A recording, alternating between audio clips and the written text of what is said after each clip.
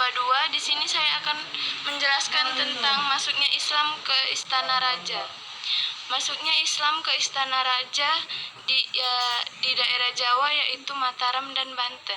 Yang pertama, Kerajaan Mataram. Kerajaan Mataram, wilayah pemerintahannya pada saat itu mewarisi wilayah Kerajaan Pajang atau sekitaran Jawa Tengah saat ini.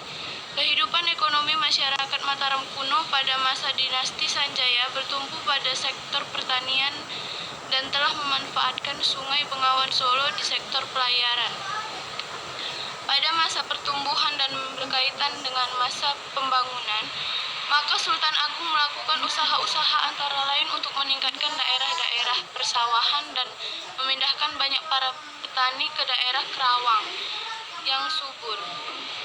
Atas dasar kehidupan agraris, itulah disusun suatu masyarakat yang bersifat feodal.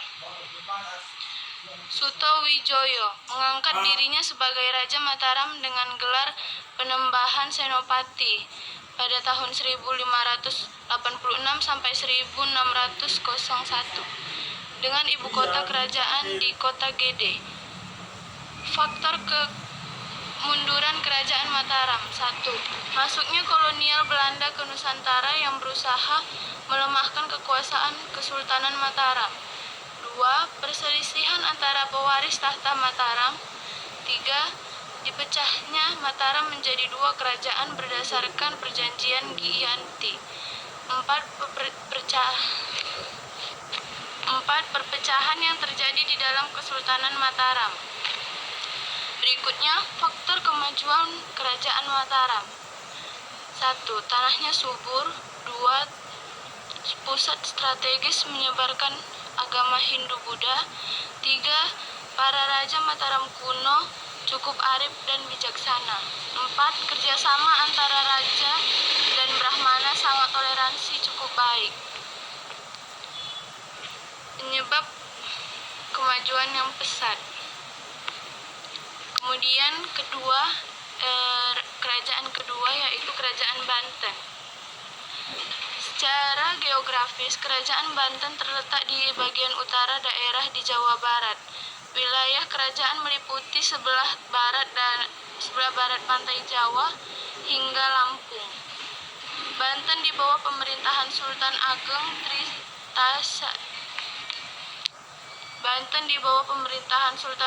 Tritayasa dapat berkembang menjadi bandar perdagangan dan pusat penyebaran agama Islam.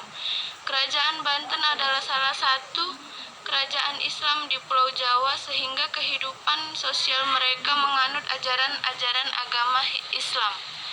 Hidup mereka semakin sejahtera pada saat puncak kejayaannya. Penguasa Banten selanjutnya adalah Maulana Yusuf dari tahun 1570 sampai 1580. Putra Hasanuddin di bawah kekuasaan Kerajaan Banten pada tahun 1579 berhasil menaklukkan dan menguasai Kerajaan Pajajaran.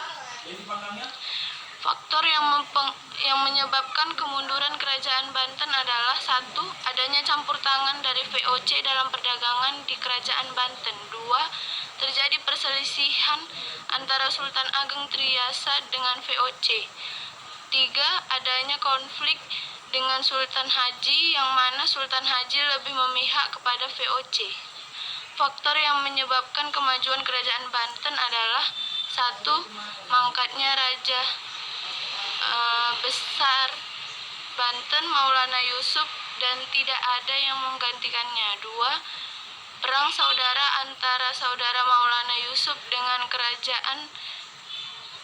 pembesaran Kerajaan Banten. Demikian